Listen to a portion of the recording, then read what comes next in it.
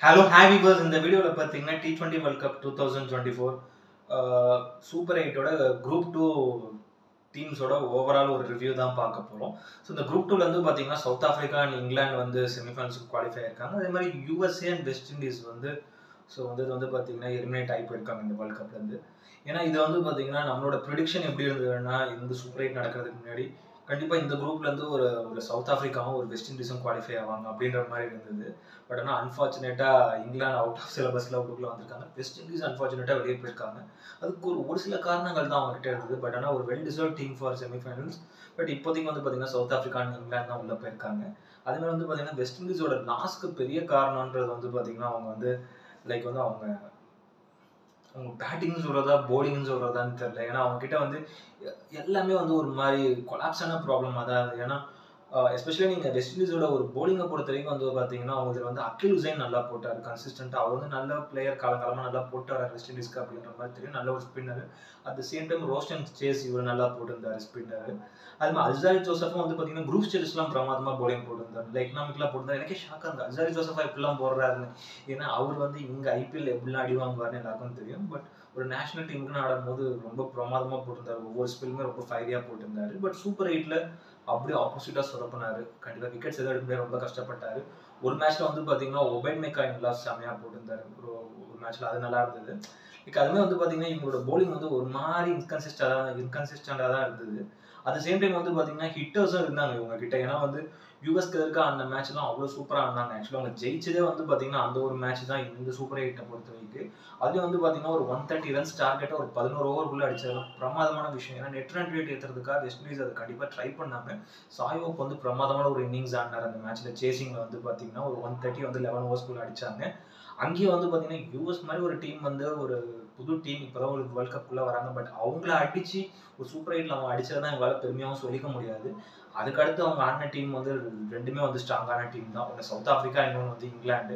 So south ஆஃப்ரிக்காக்கு எதிர்க்கே வந்து பார்த்தீங்கன்னா அவங்க வந்து பேட்டிங் கொலாப்ஸ் ஆச்சு. ஏன்னா அவங்க வந்து பிரமாதமாக போலிங் போட்டுருந்தாங்க ஆக்சுவலி சவுத் ஆஃப்ரிக்கா.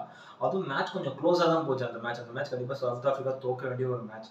ஆனால் வந்து இங்கே ரபடாவும் நார்க்கியாவும் ஒரு ஸ்பெல்லில் வந்து மேட்சை மொத்தமாக மாற்றிட்டாங்க. அதுவும் வந்து ஒரு சின்ன டார்கெட் தான். பட் ஆனால் வெஸ்ட் இண்டீஸ் வந்து அதை வந்து அடிக்க முடியாமல் வந்து தோத்தாங்க. லைக் ரொம்ப க்ளோஸில் வந்து தோத்தாங்க. அந்த மேட்சுமே வந்து ரொம்ப ஒரு மார்ஜினில் தான் போச்சு. அதே மாதிரி அகைன்ஸ்ட் இங்கிலாந்து கூட அவங்க ஆனது வந்து பார்த்தீங்கன்னா ஒரு பெரிய லாஸ்ன்னு தான் நான் சொல்லுவேன். அதுவும் சம்திங் அதாவது டக்வர்ட் லூவிஸ் படி ஒரு 18 ஓவருக்குள்ளே அந்த ரன்ஸ் அடிக்கணும் இப்படின்ற மாதிரி ஒரு ஸ்கோர் தான் அந்த மேட்ச்க்கு வந்தது. பட் அதுவும் வந்து ஒரு மார்னிங் மேட்ச். அதுலேயும் போய் கடைசி வரைக்கும் போய் மண்ணக்கவனாங்க. அந்த மேட்ச் வேறு நான் பார்த்தேன் வேறு காலையில் விடிகாலைல ஏஞ்சி ஃபுல்லாக. பட் அந்த மேட்ச்லாம் வந்து ரொம்ப சொதப்பினாங்க அவங்க போலிங்கில் பாவம். ஏன்னா அந்த அட்லீஸ்ட் அந்த இங்கிலாந்துக்கு எதிர்க்க அந்த மேட்ச் அவங்க ஜெயிச்சிருந்தாங்கன்னா கூட ஓரளவு அவங்களுக்கு ஒரு பாசிபிலிட்டி இருந்திருக்கும். செமிஃபைனல்ஸ் போகிறதுக்கு நிறையவே பிரைட் சான்சஸ் இருந்தது. ஏன்னா அவங்க நெட் ரன் ரேட் அவ்வளோ பிரமாதமாக வச்சுருந்தாங்க. காரணங்கள் வந்து பார்த்தீங்கன்னா அவங்களுக்கு வந்து நிறைய காரணங்கள் சொல்லலாம். இந்த சூப்பர் எயிட்டை பொறுத்த வரைக்கும் யூஎஸ் மேட்ச் அவங்க ஜெயிச்சது வந்து fully clinical win. Full and full அவங்க ஸ்டைலில் தான் இருந்தது. பட் சவுத் ஆஃப்ரிக்கா மேட்சை பொறுத்த வரைக்கும் அது நம்ம வந்து அவங்களோட ஃபேட். நல்லா தான் கொண்டு போயிருந்தாங்க சவுத் ஆஃப்ரிக்கா. பட் ரொம்ப க்ளோஸில் போய் விட்டாங்க மேட்ச். ஏன்னா அவ்வளோ பிரமாதமாக செமையாக போலிங் போட்டாங்க. ஒவ்வொரு லைனில் இருந்து வந்து பார்த்தீங்கன்னா சவுத் ஆஃப்ரிக்கன் பேசஸ் பயங்கரமாக போட்டாங்க. அதேமாதிரி இங்கிலாந்து மேட்ச் வந்து பார்த்தீங்கன்னா இங்கிலாந்து மேட்சுமே ஓரளவு க்ளோஸாக தான் வந்தது வெஸ்ட் இண்டீஸ்க்கு. பட் அதுவும் இவங்க வந்து எனக்கு தெரிஞ்சு இங்கிலாந்து மேட்ச்சில் வந்து வெஸ்ட் இண்டீஸ் வந்து சேசிங் பண்ணியிருந்தாங்கன்னா கண்டிப்பாக ஓரளவு வந்து பாசிபிலிட்டி இருந்திருக்கும். பட் அவங்க டிஃபெண்ட் பண்ணும்போது அவங்க போலிங் வந்து அந்தளவுக்கு ஒரு வெல் எக்ஸ்பீரியன்ஸான போலிங் இல்லை. நான் ஒபேட் மெக்காய் இவங்களை நம்பி. ஏன்னா மேட்ச் வந்து ரோஸ்டன் சேஸ் செம்மையாக போட்டுன்னு வராரு. பேட்டிங்குமே வந்து நல்ல கன்சிஸ்டண்ட்டாக இருந்தார். ஒரு சில டைம் ஹிட்டிங் கெப்பாசிட்டியும் பயங்கரமாக அவர்கிட்ட இருக்குது. கண்டிப்பாக ஒரு ஓவராலாகவே இந்த வேர்ல்ட் கப்பை பொறுத்த வரைக்கும் வந்து பார்த்தீங்கன்னா வந்து ரோஸ்டன் சேஸ் நல்லா தான் பெர்ஃபார்ம் பண்ணியிருக்காரு. குரூப் ஸ்டேஜ்லையுமே சரி, இந்த சூப்பர் எயிட்லையுமே சரி வெஸ்ட் இண்டீஸ்க்காக. அதுமாதிரி ஆண்ட்ரூ ரசலும் நிறைய தேவையான விக்கெட்ஸ் வந்து எடுத்துருந்தார். அவர் வந்து ஒரு பார்ட் டைம் போடுறதுனால நம்ம அவரை ஃபுல்லாக டிபெண்ட் ஆக முடியாது. ஸோ ஆண்ட்ரூ ரசலும் ஓரளவு வந்து நீட்டாக பேட்டிங்கும் ஆடினார் ஒரு சில மேட்சஸில்.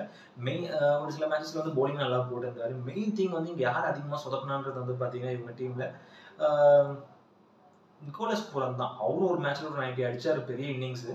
பட் அப்படி இருக்கும்போது வந்து பார்த்தீங்கன்னா முக்கியமான மேட்சஸ்க்கு வந்து விட்டார். அது சொல்ல முடியாது, எல்லா பிளேயர்ஸ்க்கும் ஒரு பேட் டே இருக்கும். பட் அவர் வந்து விட்டதெல்லாம் வந்து பார்த்தீங்கன்னா சவுத் ஆஃப்ரிக்கா மேட்ச் இந்த மாதிரி மேட்ச்லாம் முக்கியமான மேட்சஸில் அவர் வந்து ரன் அடிக்க தவறினார்.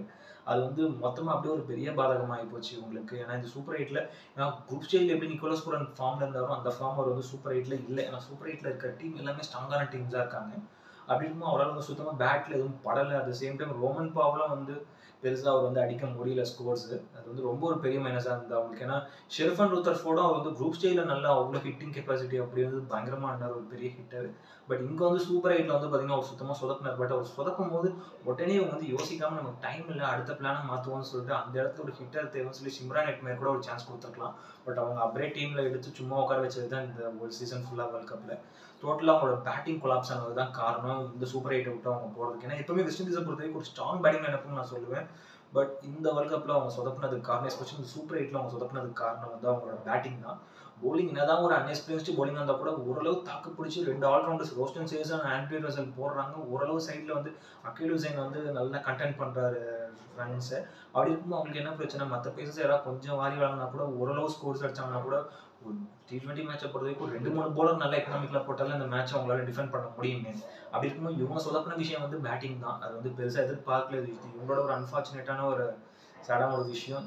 அவங்க ஹோஸ்ட் பண்ணுற இந்த வேர்ல்ட் கப்பே வந்து ஒரு கோஆர்டினேஷனாக ஹோஸ்ட் பண்ணுறாங்க. அப்படி இருக்கும்போது தான் அவங்களால வந்து ஒரு வேர்ல்ட் கப்பில் செமிஃபைனலில் போகும்போது ரொம்ப பரிதாபமாக இருந்தது. ஏன்னா எல்லாரும் பெருசாக எதிர்பார்த்தாங்க வெஸ்ட் இண்டீஸ் வரும்.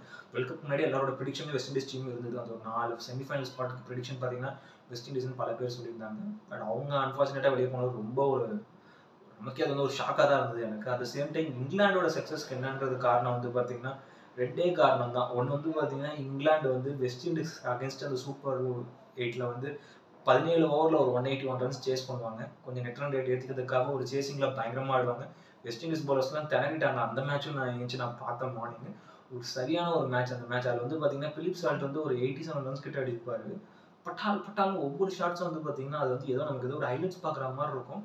மிட் ஆஃப் தூக்கி சொருன்னு சொல்லுவார். அந்த மாதிரி ஒரு மேட்ச் ஆடினார் சால்ட்டு. லைக் லாஸ்ட் ஐபிஎல்ல தான் இந்த மாதிரி ஒரு இன்னிங்ஸ் வரதா வந்து ரொம்ப பிரமாதமான அந்த மேட்ச் ஒரு அப்படியே ஒன் சைடட் மேட்சாக கொண்டு போய் முடிச்சு கொடுப்பார் வெஸ்ட் இண்டீஸ்க்கான. அந்த மேட்ச் நினச்சிருந்தா வெஸ்ட் இண்டீஸ் ஒரு ஓவர் அந்த மேட்ச்சில் நல்லா போட்டிருந்தா கூட கம்பேக் ஆகி அந்த மேட்ச்சை வெஸ்ட் இண்டீஸே ஜெயிச்சிருக்க முடியும். அது அந்த மாதிரி மேட்சை தான் வந்து அந்த மேட்ச் பார்த்தவங்களுக்கு தெரியும். அந்தளவுக்கு பிரமாதமாக போன மேட்ச்.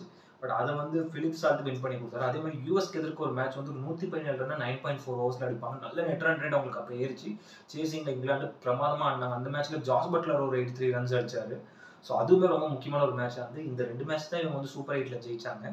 பட் இந்த ஜெயிச்ச 2 மேட்ச்மே வந்து பார்த்தீங்கன்னா அவங்க 2 ஓப்பனர்ஸோட அதிரடியான ஒரு சேசிங் வந்து பெரிய யூஸ்ஃபுல்லாக இருந்தது அவங்களுக்கு. Like US and west Indies என்னதான் வந்து ஒரு மாதிரியான டீமாக இருந்தால் கூட பட் வெஸ்ட் இண்டீஸ் மாதிரி அவங்க ஹோம் கண்டிஷனில் அவங்களை அடிச்சதெல்லாம் பெரிய விஷயம். அது க்ளோஸாக போன மேட்ச் அது. லைக் அந்த மேட்ச்சில் வெஸ்ட் இண்டீஸ் ஜெயிச்சிருந்தாங்கன்னா இந்நேரம் வந்து ரிசல்ட்டே வேறு மாதிரி போய் வெஸ்ட் இண்டீஸ் செமிஃபைனல் போயிருப்பாங்க.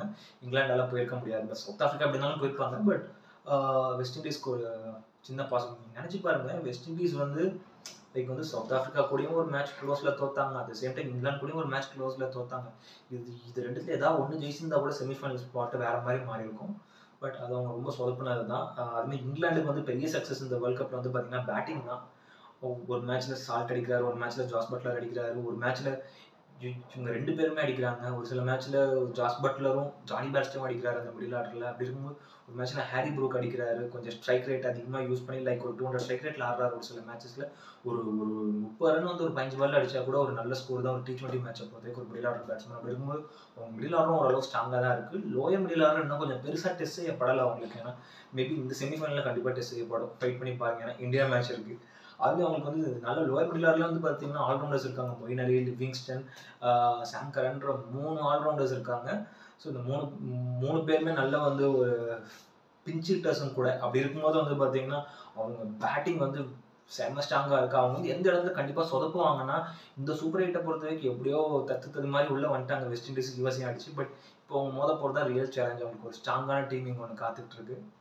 அது யாருன்னா இந்தியா. வெயிட் பண்ணி பாருங்க. இந்தியன் போலிங் அவ்வளோ ஸ்ட்ராங்காக இருக்குது இந்த வேர்ல்ட் கப்பில்.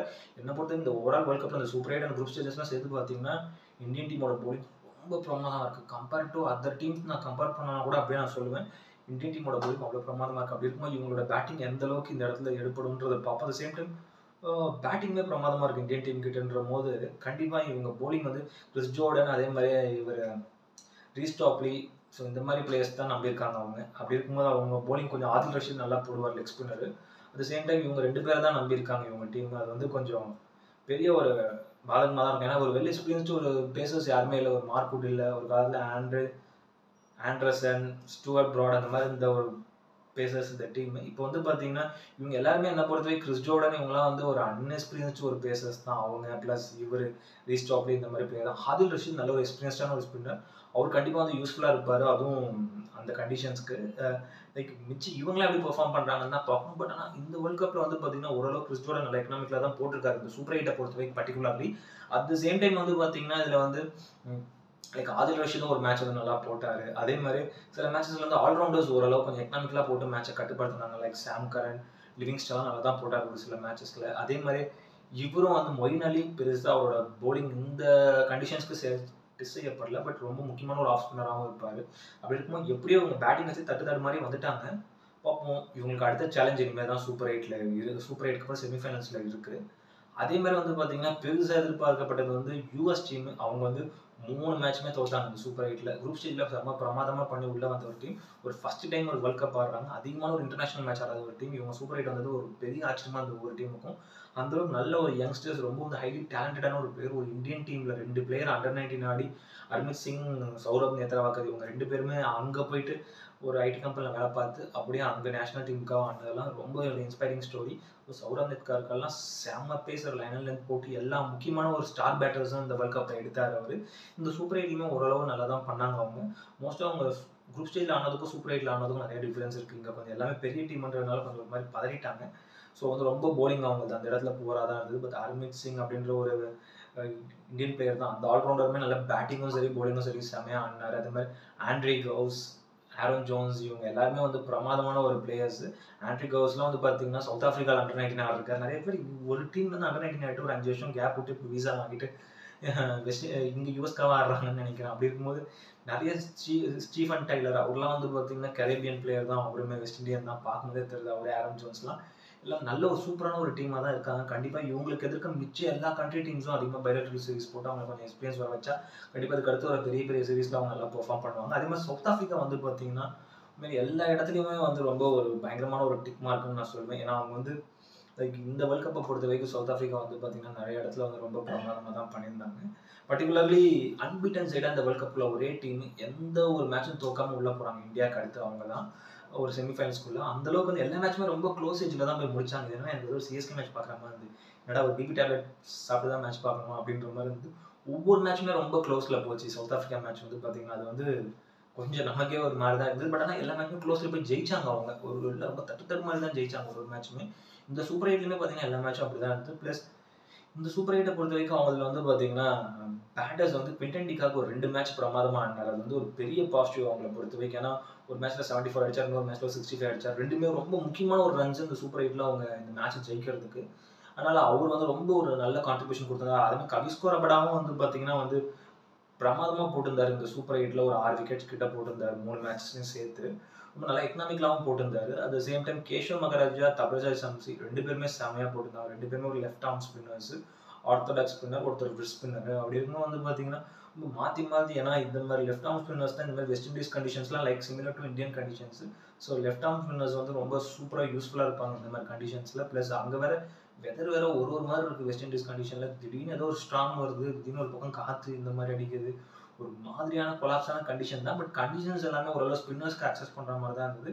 ஸோ சவுத் ஆஃப்ரிக்கன் ஸ்பின்னர்ஸ் ரொம்ப பிரமாதமாக பண்ணியிருந்தாங்க. எஸ்பெஷலி பேட்டிங்லேயே வந்து பார்த்தீங்கன்னா அந்த மிடில் ஆர்டரில் ஓரளவு வந்து கிறிஸ்டியன் ஸ்டப்ஸ் 30 ஒரு 20s ஆனா கூட ரொம்ப குரூஷியல் ரன்ஸ்லாம் அடிச்சு கொடுத்தாரு அவரு. ஸோ ஈடன் மார்கன் பெருசாக எதுவும் ஃபார்மில் இல்லை. அவர் ஃபார்முக்கு வரணும், ரொம்ப ரொம்ப முக்கியம். அதுவும் இந்த செமிஃபைனல்ஸ்லேயே ஒரு ஃபார்முக்கு வந்தால் ஆகணும். அதனால் அவரோட பேட்டிங் தான் கொஞ்சம் ஒரு சின்ன வரியாக இருக்குது. அது மாதிரி அவங்க ஓப்பனிங்கும் பெரிய பிரச்சனையாக இருக்குது. ரீசா ஹெண்ட்ரிக்ஸ் சுத்தமாக ஃபார்மில் இல்லை அவர். ஏன்னா அவருக்கு வந்து யாராவது குவிண்டன் டிகாக்கு ஒருத்தர் ஸ்டேபிளாக ஒரு அப்பர் டவுன் இந்த அப்பர் ஆர்டரில் ஒரு ஓப்பனிங் பேட்டராக ஓரளவு கான்ட்ரிபியூட் பண்ணி ஆட முடியும்னா பால் 1லேருந்து குவிண்டன் டிகாக் பெரிய ஷாட்ஸ்க்கு போவார். பட் அவர் வந்து கொஞ்சம் பயப்படுறதுக்கு காரணம் இவங்க யாருமே சரியாக ஆட மாட்டுறாங்க. அப்படி இருக்கும்போது நம்ம ஓப்பனிங் எதாவது அடித்தா தான் உண்டு அப்படின்ற மாதிரி அவர் குரூப் ஸ்டேஜ்லாம் ரொம்ப கஷ்டப்பட்டார். பட் இங்கே எப்படின்றத பார்ப்போம். கண்டிப்பாக ரீசா ஹெண்ட்ரிக்ஸ் கொஞ்சமாவது ஃபயர் ஆகணும். அட்லீஸ்ட் விக்கெட்டை விடாமல் ஒரு 10 ஓவர் தட்டி இவர்கிட்ட ஸ்ட்ரைக்கை கொடுக்கணும் டிகாக் கிட்ட. அப்போ தான் ஏன்னா அவங்களுக்கு எல்லாருமே நல்ல ஹிட்டர்ஸ் இருக்காங்க. டேவிட் மில்லர்லாம் இருக்காரு. டேவிட் மில்லர் இன்னிங்ஸை கொண்டு போகக்கூடிய ஒரு ஸ்டேபிளாக கொண்டு கூட ஒரு player. At the same time ஒரு 17-18 ஓவருக்கு அவர் ஸ்டேபிளாக கொண்டு போயிட்டாருன்னா அதுக்கப்புறம் அவர் ஒன் செட் ஆகிட்டாருன்னா டேவிட் மில்லர் பயங்கரமான 6 ஷூட்டிங் கெப்பாசிட்டி இருக்கக்கூடிய ஒரு ஹிட்டர். அப்படி இருக்கும் அவங்க பேட்டிங்கும் நல்ல ஒரு வெல் பேலன்ஸ்டாக இருக்குது சவுத் ஆஃப்ரிக்கா. அது மாதிரி போலிங்குமே நல்ல ஓரளவு சூப்பரான ஒரு பேசர்ஸ், நல்ல ஸ்பின்னர்ஸோட இந்த வேர்ல்ட் கப் நல்லாவே நீட்டாக அன்பிட்டன் சைடாக கொண்டு போயிருக்காங்க.